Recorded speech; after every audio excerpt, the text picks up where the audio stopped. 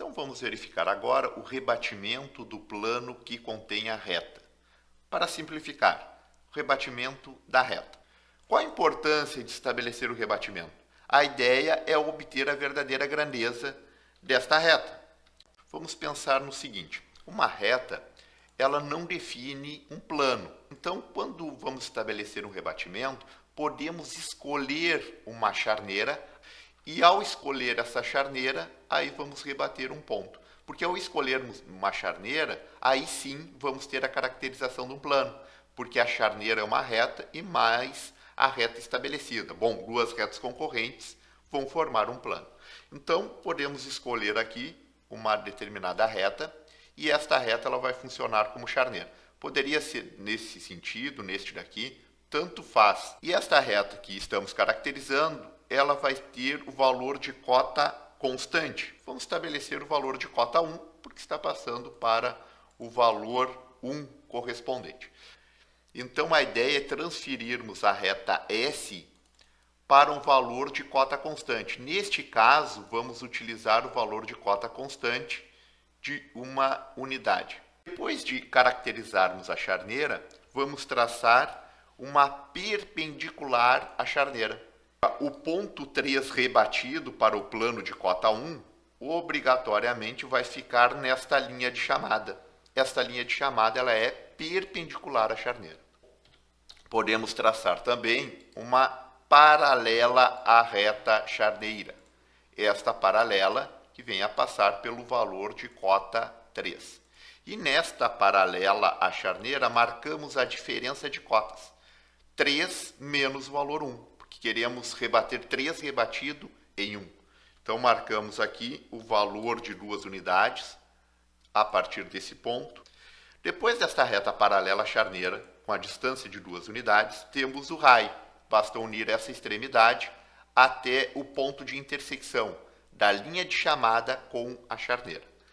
Com isso, basta rebater este ponto, a abertura do compasso a partir dessa intersecção, até este ponto daqui.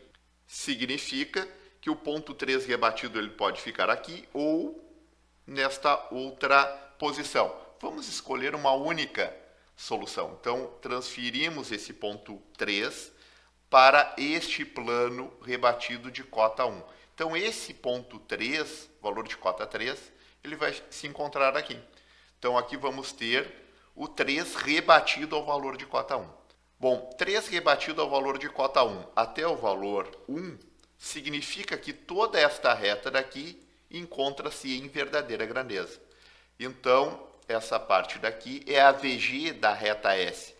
A partir do momento que rebatemos um ponto para o valor de cota 1, significa que todos esses pontos aqui estão rebatidos também para o valor de cota 1. Porque se as extremidades se encontram com o valor de cota 1, os pontos intermediários também vão ficar com o mesmo valor correspondente. Então, esta medida, na verdade, corresponde à distância objetiva desta reta S. Ok, então agora vamos verificar o rebatimento de figuras planas contidas em plano genérico. A ideia é obter a verdadeira grandeza. Então, aqui temos uma figura plana, uma figura simples, que é um triângulo, e sabemos que o triângulo fica caracterizada em um plano, porque um plano é definido, é individualizado por 3 pontos. Agora, a ideia, primeiro, temos que identificar a charneira. Agora, a charneira ela não é qualquer, porque um triângulo a gente consegue individualizar um plano. Então, temos um ponto com valor de cota 0, um valor de cota 2 e um valor de cota 1. Então, aqui é interessante encontrarmos 2 pontos no mínimo para que tenhamos a reta charneira. 2 pontos que tenham o mesmo valor de cota. Bom, se traçarmos esta reta daqui, tá, mantendo este mesmo valor de intervalo, significa que este ponto daqui vai corresponder ao valor de cota 0. Então, aqui temos o valor de cota 0 nesse segmento de reta.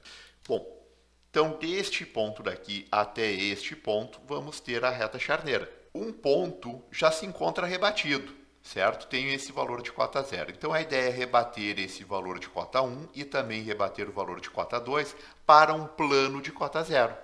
Com isso, vamos ter toda a figura em verdadeira grandeza.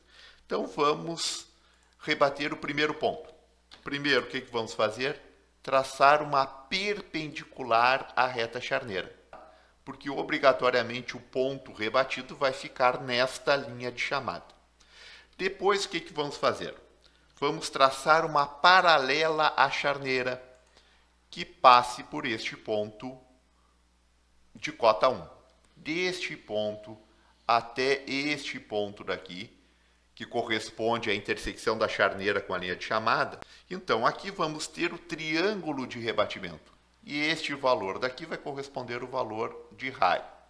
Bom, a partir disso, ponta seca do compasso, nessa intersecção daqui, a abertura correspondente ao valor do raio. Temos duas alternativas, mas sempre vamos deixar uma única alternativa para não ficar sobreposto ao desenho.